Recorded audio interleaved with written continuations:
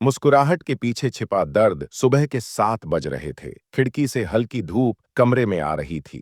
राधिका दर्पण के सामने खड़ी अपने चेहरे को देख रही थी। उसकी आंखों में गहरा सूनापन था, लेकिन होठों पर वही पुरानी मुस्कान।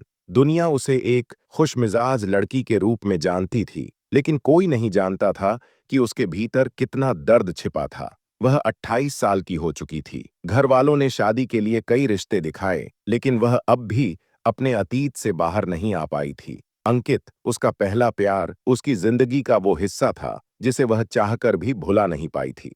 एक दिन ऑफिस से लौटते समय उसकी कार का भयानक एक्सीडेंट हो गया। जब तक लोग उसे अस्पताल लेकर पहुंचे, बहुत देर हो चुकी थी। भाग दो। अस्पताल का सफेद सन्नाटा, आईसीयू में मशीनों की बीप गूंज रही थी। डॉक्टरों ने बाहर खड़े परिवार से कहा, अब सिर्फ चमत्कार ही इसे बचा सकता है।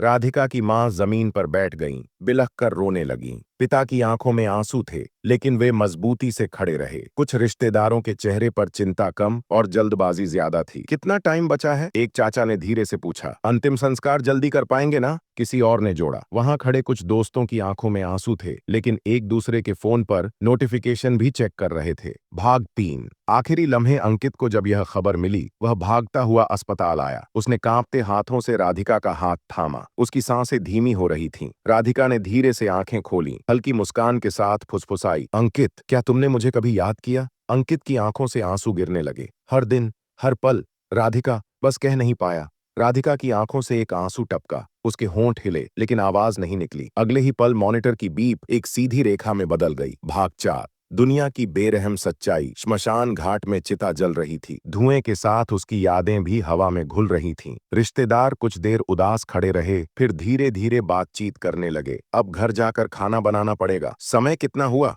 ट्रेन पकड़नी है। कुछ दोस्त सोशल मीडिया पर पोस्ट डालने में व्यस्त थे। RIP Radhika, you will be missed. Ankit ने भी उसकी एक पुरानी तस्वीर शेयर की। लिखा, तुम्हारे बिना सब अधूरा सा लगता है। लेकिन कुछ हफ्तों बाद वह भी अपनी जिंदगी में आगे बढ़ गया। घर वाले सबसे ज्यादा टूटे, लेकिन कुछ ही महीनों बाद उन्होंने मजबूरी में मुस्कुराना सीख लिया। राधिका का कमरा कुछ दिनों तक वैसे ही रखा रहा, फिर उसकी चीजें हटाकर किसी और का सामान रख दिया गया। भाग 5।